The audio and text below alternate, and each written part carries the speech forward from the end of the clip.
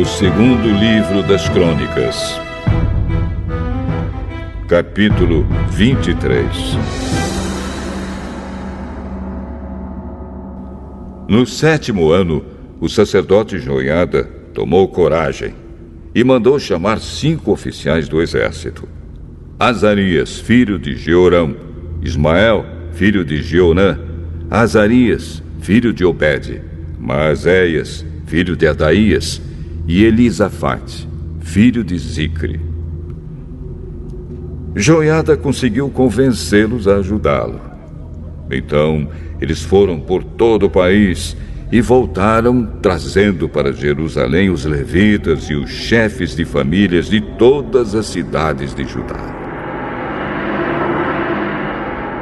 Todos se reuniram no templo e fizeram um acordo com Joás, o filho do rei. E Joiada lhes disse: Aqui está o filho do rei. É ele quem deve ser rei, de acordo com a promessa que o Senhor Deus fez a respeito dos descendentes de Davi. Vocês vão fazer o seguinte: 1/3 parte de vocês, levitas e sacerdotes, que estão de serviço no sábado, guardará os portões do templo. A outra 1/3 parte ficará de guarda no palácio. E a outra 1/3 parte ficará no portão do alicerce. O povo se reunirá nos pátios do templo. Ninguém deverá entrar no lugar santo, a não ser os sacerdotes e os levitas que estiverem de serviço. Eles poderão entrar porque foram consagrados. Todos os outros devem ficar do lado de fora, como o Senhor Deus manda. Os levitas, com as armas na mão, ficarão em volta do rei Joás e irão com ele a qualquer lugar aonde ele for.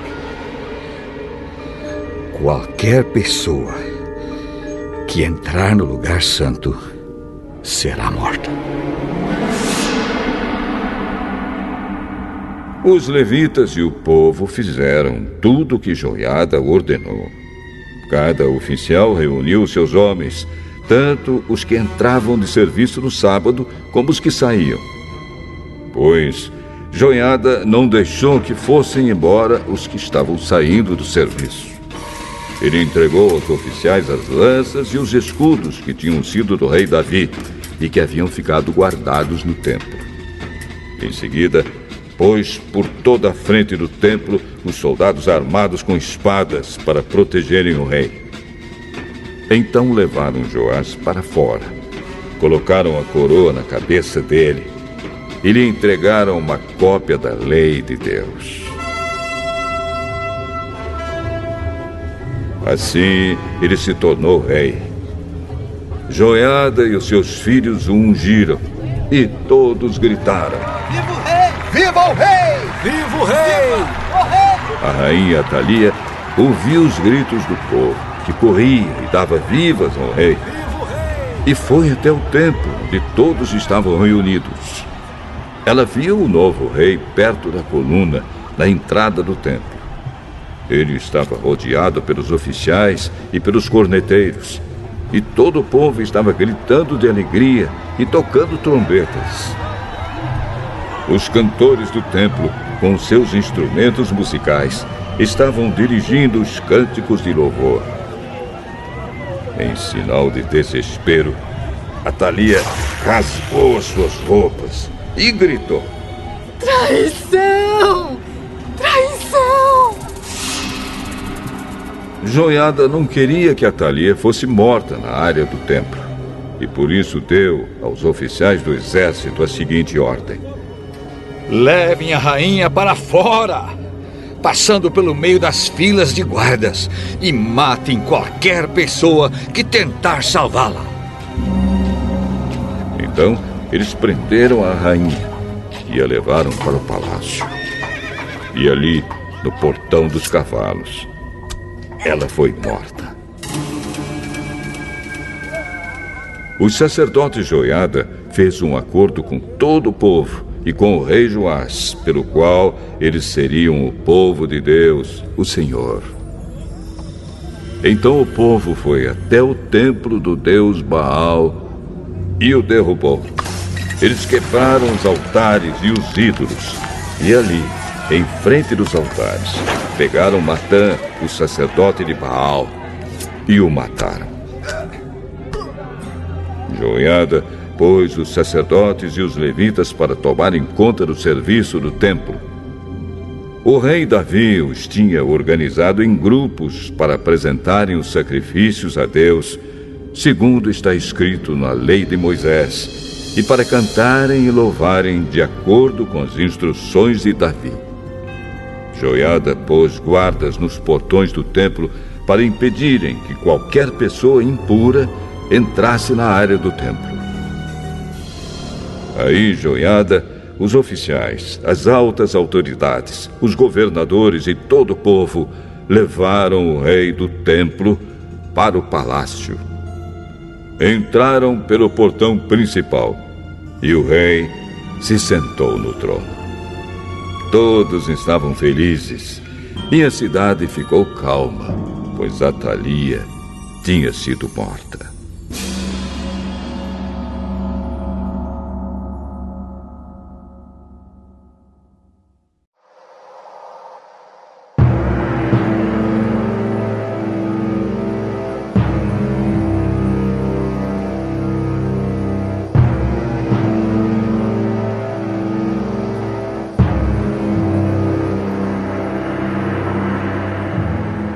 O segundo livro das Crônicas, capítulo 24. Joás tinha 7 anos de idade quando se tornou rei de Judá. Ele governou 40 anos em Jerusalém. A sua mãe se chamava Zíbia e era da cidade de Berseba. Enquanto o sacerdote Joiada vivia, Joás fez o que agrada a Deus, o Senhor. Joiada arranjou para Joás 2 esposas que lhe deram filhos e filhas. Algum tempo depois, Joás decidiu fazer concertos no templo. Mandou chamar os sacerdotes e os levitas e lhes disse: Vão pelas cidades de Judá e recebam o dinheiro que o povo deve dar para o pagamento dos concertos, que são feitos todos os anos no templo. E façam isso logo. Mas eles não se apressaram. Então o rei mandou chamar o grande sacerdote Joiada e perguntou: Por que você não exigiu que os levitas trouxessem de Judá e de Jerusalém o imposto que Moisés, servo do Senhor, mandou cobrar do povo para pagar as despesas da tenda da presença de Deus? Atalia, que era mulher má, e os seus seguidores haviam estragado o templo e tinham usado os objetos sagrados do templo na adoração do deus Baal. O rei mandou fazer um cofre que foi colocado perto do portão do templo, do lado de fora. Então anunciaram pela cidade de Jerusalém e pelo país inteiro que o povo devia trazer a Deus, o Senhor, o imposto que Moisés, servo de Deus, havia mandado cobrar quando eles estavam no deserto. Os chefes e todo o povo vieram alegres e puseram o dinheiro no cofre, até que ficou cheio. Todos os dias, os levitas levavam o cofre aos funcionários do rei, e quando estes viam que estava cheio, o secretário do rei e o representante do grande sacerdote vinham, tiravam o dinheiro e levavam o cofre de volta para o templo. Assim ajuntaram muito dinheiro. O rei e Joiada entregavam o dinheiro aos homens que estavam encarregados do trabalho do templo, e estes contratavam pedreiros, carpinteiros e pessoas que trabalhavam com ferro e bronze para fazer os concertos no templo. Todos puseram mãos à obra e trabalharam tão bem que o templo acabou ficando como era quando tinha sido construído. Ficou até mais forte do que antes. Quando terminaram o trabalho, levaram ao rei e à joiada o ouro e a prata que haviam sobrado. Eles usaram esse ouro e essa prata para fazer os objetos usados para o culto no templo e para os sacrifícios, e também para fazer vasilhas e outros objetos. Enquanto Joiada viveu, os sacrifícios foram oferecidos no templo todos os dias. Joiada viveu muito, até ficar bem velho. Ele morreu e foi sepultado junto com os reis na cidade de Davi, por causa do bom serviço que havia prestado ao povo de Israel, a Deus e ao templo. Depois da morte de Joiada, as altas autoridades de Judá foram falar com o rei e se ajoelharam em frente dele em sinal de respeito. E o rei concordou com o que eles disseram. Aí o povo parou de ir ao templo para adorar o Senhor, o Deus dos seus antepassados, e começou a adorar os postes ídolos e os outros ídolos. Por causa desse pecado, o Senhor Deus ficou irado com o povo de Judá e com os moradores de Jerusalém. Mas o Senhor mandou profetas a fim de avisarem o povo que voltasse para ele. Porém, o povo não deu atenção a eles.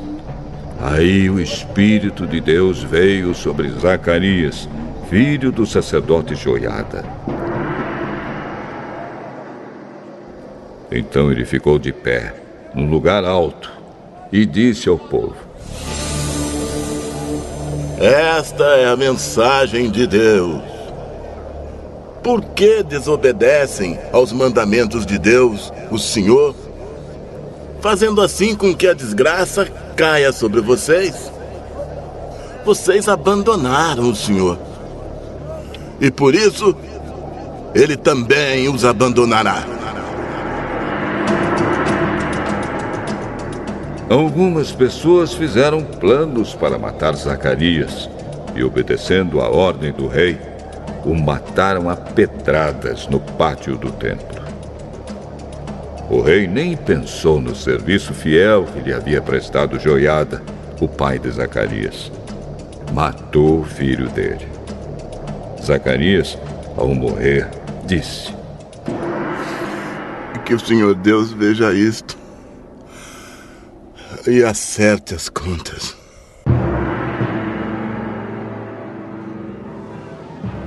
Durante a primavera daquele ano, o exército sírio invadiu a terra de Judá e atacou a cidade de Jerusalém. Mataram as altas autoridades do país e mandaram para o rei da Síria, em Damasco, tudo o que levaram do país. O exército sírio era pequeno, mas o Senhor Deus deixou que eles derrotassem o exército dos judeus, que era muito maior, pois os judeus haviam abandonado o Senhor, o Deus dos seus antepassados. Assim o rei Joás recebeu o castigo que merecia. Joás havia sido gravemente ferido. Depois que os sírios foram embora, 2 oficiais de Joás fizeram uma revolta contra ele e o mataram enquanto ainda estava de cama. Eles fizeram isso para se vingar da morte do filho do sacerdote Joiada. Joás foi sepultado na cidade de Davi, mas não nos túmulos dos reis. 2 homens planejaram a morte dele: Zabade, filho de Simeate, uma mulher da terra de Amon, e Jeozabade, filho de Sinrite, uma mulher da terra de Moabe. No comentário sobre o livro dos reis, estão escritas as histórias dos filhos de Joás, as muitas profecias que foram feitas contra ele e a história da reconstrução do templo. Amazias, filho de Joás, ficou no lugar dele como rei.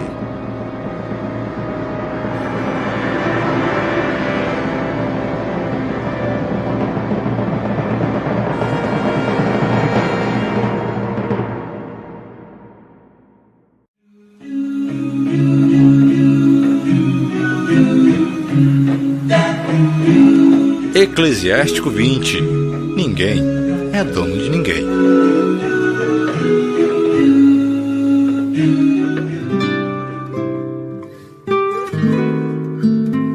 Há repreensões importunas e há quem se cala por prudência. É melhor repreender do que se irritar. Mas quem admite a própria culpa evita o castigo. Como o eunuco que tenta violar uma jovem, assim é aquele que quer fazer justiça com violência. Há quem se cala e é reconhecido como sábio, e há quem é odiado porque fala demais. Há quem se cala por não saber o que responder, e há quem se cala porque sabe qual é o momento certo.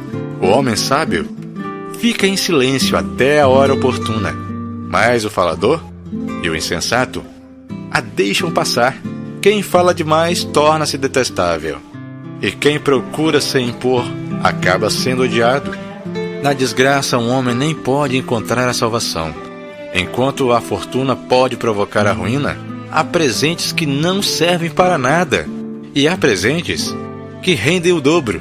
Há quem procura glória e encontra humilhação, e quem foi humilhado, mas levanta a cabeça, há quem compra barato muitas coisas e acaba pagando 7 vezes mais.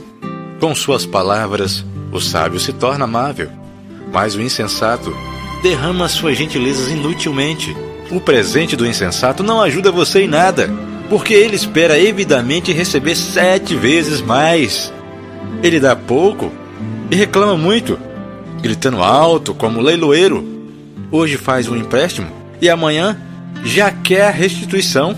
Esse tipo de homem é sempre odioso. O insensato diz: não tenho amigos. Ninguém reconhece os benefícios que eu faço. Até os que comem do seu pão falam mal dele. E quantos muitas vezes não zombam dele?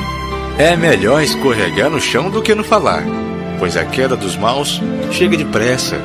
Do homem grosseiro sai palavras fora de hora, que se multiplicam na boca dos insensatos. Ninguém aceita provérbios ditos por um insensato, porque ele não sabe dizer na hora certa.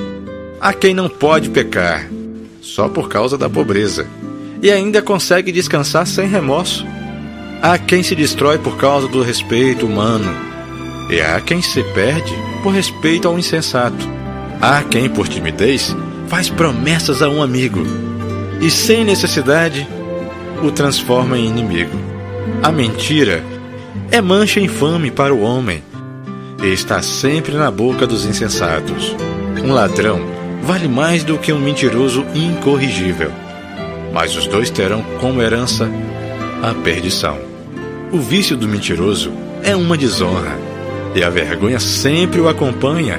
O sábio se promove com a palavra, e o homem de bom senso agrada aos poderosos. Quem cultiva a terra consegue boa colheita, e quem agrada aos poderosos consegue perdão para a injustiça. Favores e presentes chegam ao sábio, são mordaça na boca, porque impedem a repreensão. Sabedoria escondida e tesouro oculto são coisas inúteis. É melhor um homem que esconde a sua loucura do que um homem que esconde a própria sabedoria.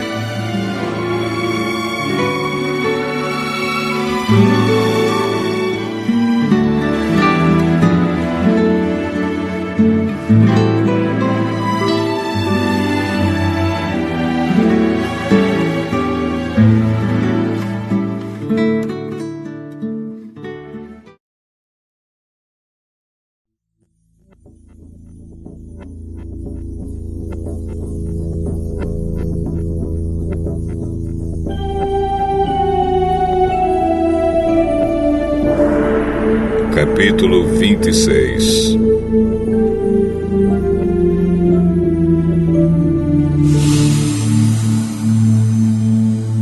Quando Jesus acabou de ensinar essas coisas, disse aos discípulos: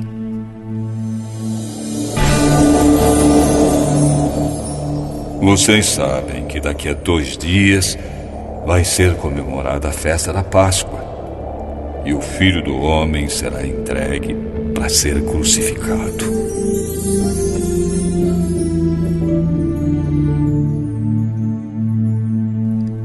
Os chefes dos sacerdotes e os líderes judeus se reuniram no palácio de Caifás, o grande sacerdote, e planejaram prender Jesus em segredo e matá-lo. Eles diziam: não vamos fazer isso durante a festa para não haver uma revolta no meio do povo. Jesus estava no povoado de Betânia, sentado à mesa na casa de Simão, o leproso. Então a mulher chegou perto de Jesus com um frasco feito de alabastro, cheio de um perfume muito caro, e derramou o perfume na cabeça dele. Ao verem aquilo, os discípulos ficaram zangados e disseram: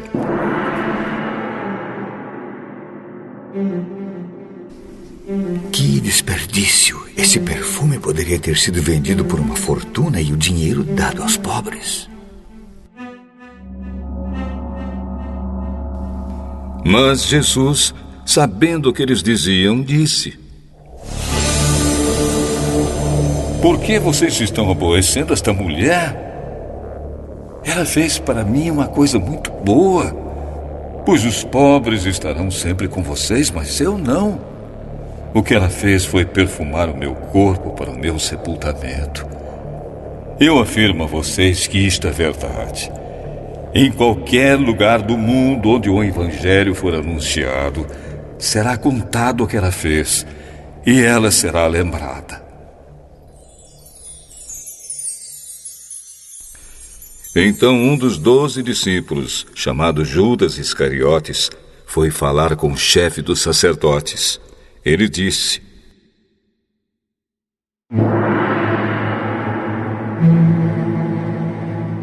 quanto vocês me pagam para eu entregar Jesus a vocês?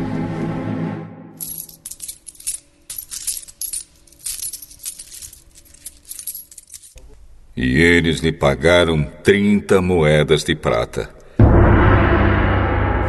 E daí em diante, Judas ficou procurando uma oportunidade para entregar Jesus. No primeiro dia da festa dos pães sem fermento, os discípulos chegaram perto de Jesus e perguntaram: onde é que o Senhor quer que a gente prepare o jantar da Páscoa para o Senhor?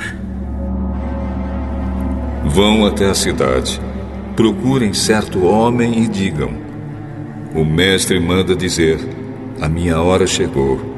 Os meus discípulos e eu vamos comemorar a Páscoa na sua casa.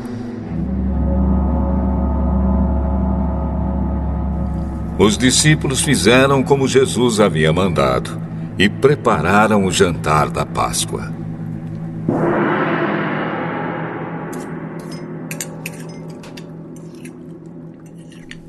Quando anoiteceu, Jesus e os 12 discípulos sentaram para comer.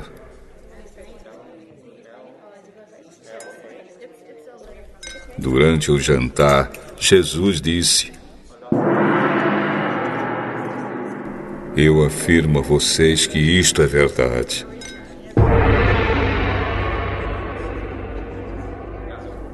Um de vocês vai me trair.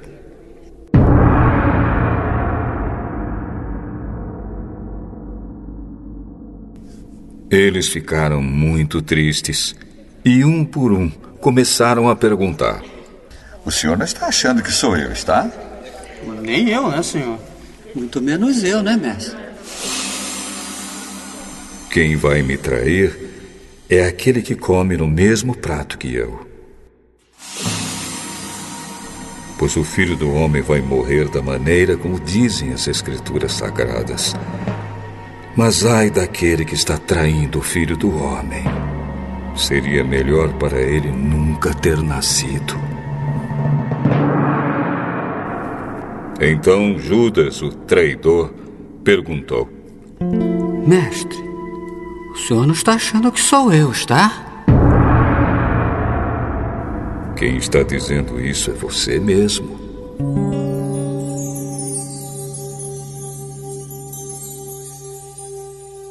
Enquanto estavam comendo, Jesus pegou o pão e deu graças a Deus.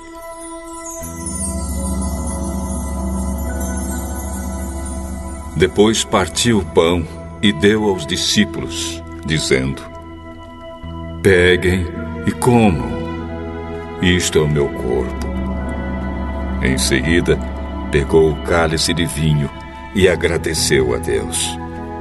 Depois passou o cálice aos discípulos, dizendo: bebam todos vocês, porque isto é o meu sangue, que é derramado em favor de muitos para o perdão dos pecados.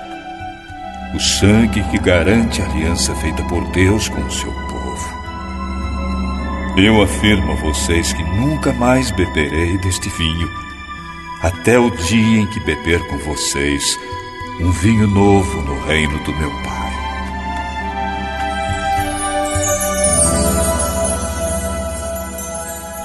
Então eles cantaram canções de louvor e foram para o Monte das Oliveiras.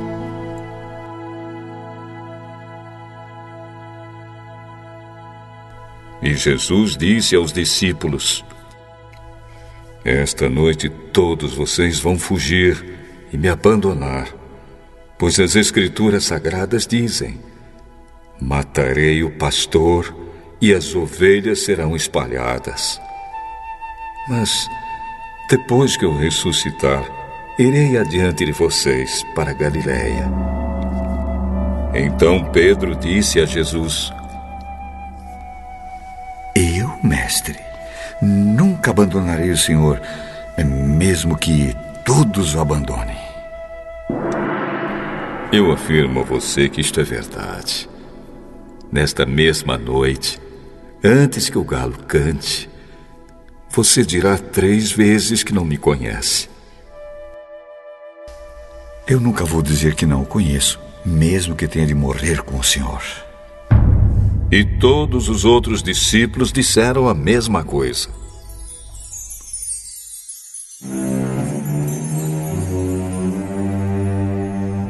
Jesus foi com os discípulos para um lugar chamado Getsêmani e disse a eles: sentem-se aqui, enquanto eu vou ali orar. Então Jesus foi, levando consigo Pedro e os 2 filhos de Zebedeu. Aí ele começou a sentir uma grande tristeza e aflição, e disse a eles: a tristeza que estou sentindo é tão grande que é capaz de me matar. Fiquem aqui vigiando comigo. Ele foi um pouco mais adiante, ajoelhou-se, encostou o rosto no chão e orou: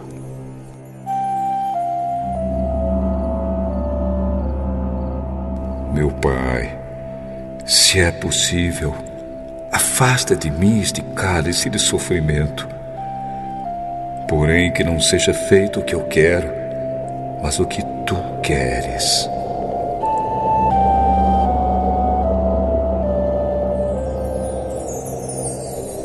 Depois voltou e encontrou os 3 discípulos dormindo.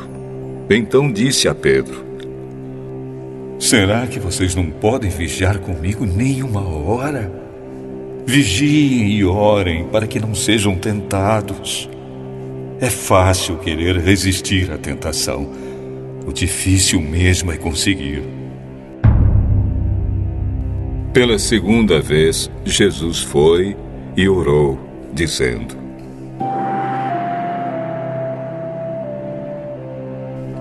meu Pai, se este cálice de sofrimento não pode ser afastado de mim sem que eu o beba, então que seja feita a tua vontade.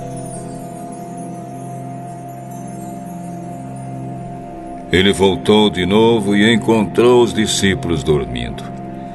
Eles estavam com sono e não conseguiam ficar com os olhos abertos. Jesus tornou a sair de perto deles e orou pela terceira vez, dizendo as mesmas palavras.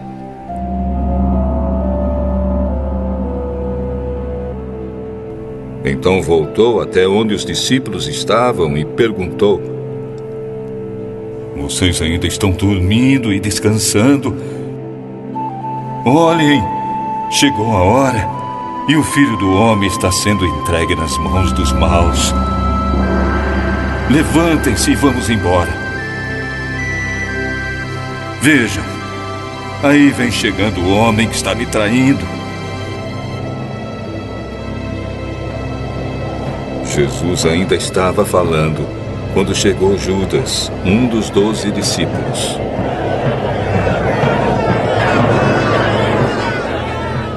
Vinha com ele uma grande multidão armada com espadas e porretes, que tinha sido mandada pelos chefes dos sacerdotes e pelos líderes judeus. O traidor tinha combinado com eles um sinal. Ele tinha dito: prendam o homem que eu beijar, pois é ele. Judas foi até perto de Jesus e disse: Mestre, que a paz esteja com o Senhor. E o beijou. Jesus respondeu: Amigo, o que você vai fazer, faça agora.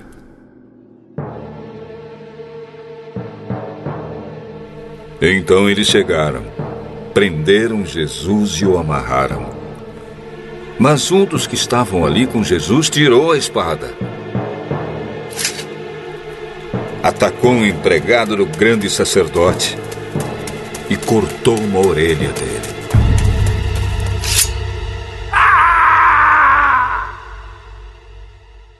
Aí Jesus disse: Guarde a sua espada, pois quem usa uma espada será morto por uma espada. Você não sabe que se eu pedisse ajuda ao meu Pai, ele me mandaria agora mesmo 12 exércitos de anjos? Mas, nesse caso, como poderia se cumprir aquilo que as Escrituras Sagradas dizem que é preciso acontecer? Depois, Jesus disse para aquela gente: Vocês vêm com espadas e porretes para me prender como se eu fosse um bandido. Eu estava todos os dias ensinando no pátio do templo e vocês não me prenderam. Mas tudo isso está acontecendo para se cumprir o que os profetas escreveram nas Escrituras Sagradas. Então todos os discípulos abandonaram Jesus e fugiram.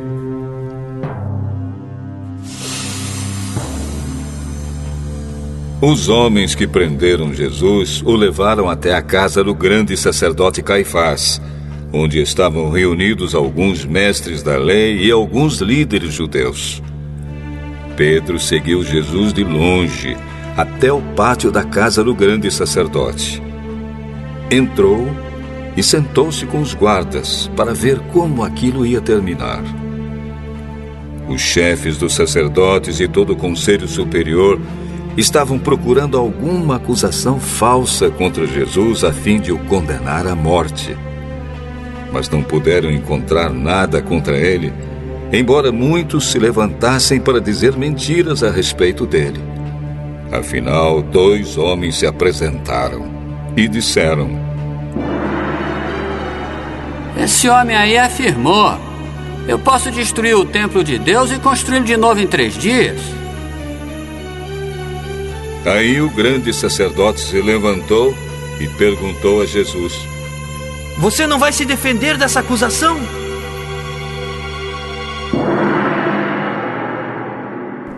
Mas Jesus ficou calado. Então o grande sacerdote tornou a perguntar: Em nome do Deus vivo, eu exijo que você diga para nós: você é o Messias, o Filho de Deus? Jesus respondeu: Quem está dizendo isso é o Senhor. Mas eu afirmo a vocês que de agora em diante vocês verão o Filho do Homem sentado do lado direito do Deus Todo-Poderoso e descendo nas nuvens do céu. Aí o grande sacerdote rasgou as suas próprias roupas. Ele blasfemou! Não precisamos mais de testemunhas. Vocês ouviram agora mesmo essa blasfêmia contra Deus. Então, o que resolvem? Ele é culpado, deve morrer. É culpado, deve morrer, sim. Tem que morrer, tem que morrer. Em seguida, cuspiram no rosto de Jesus e deram bofetadas nele. Ei, Messias, adivinhe pra nós quem foi que bateu em você. Pedro estava sentado lá fora no pátio, quando uma das empregadas chegou perto dele e disse: Você também estava com Jesus da Galileia. Mas ele negou diante de todos, dizendo: Eu não sei do que você está falando. Depois foi para a entrada do pátio. Outro empregado o viu e disse às pessoas que estavam ali: Ele estava sim com Jesus de Nazaré. Pedro negou outra vez, respondendo: Juro que não conheço esse homem. Pouco depois, os que estavam ali chegaram perto de Pedro e disseram: O seu modo de falar mostra que de fato você também é um deles. Então Pedro disse: Juro que não conheço esse homem. Que Deus me castigue se eu não estou dizendo a verdade. Naquele instante, o galo cantou. E Pedro lembrou que Jesus lhe tinha dito: Antes que o galo cante, você dirá 3 vezes que não me conhece. Então Pedro saiu dali e chorou amargamente.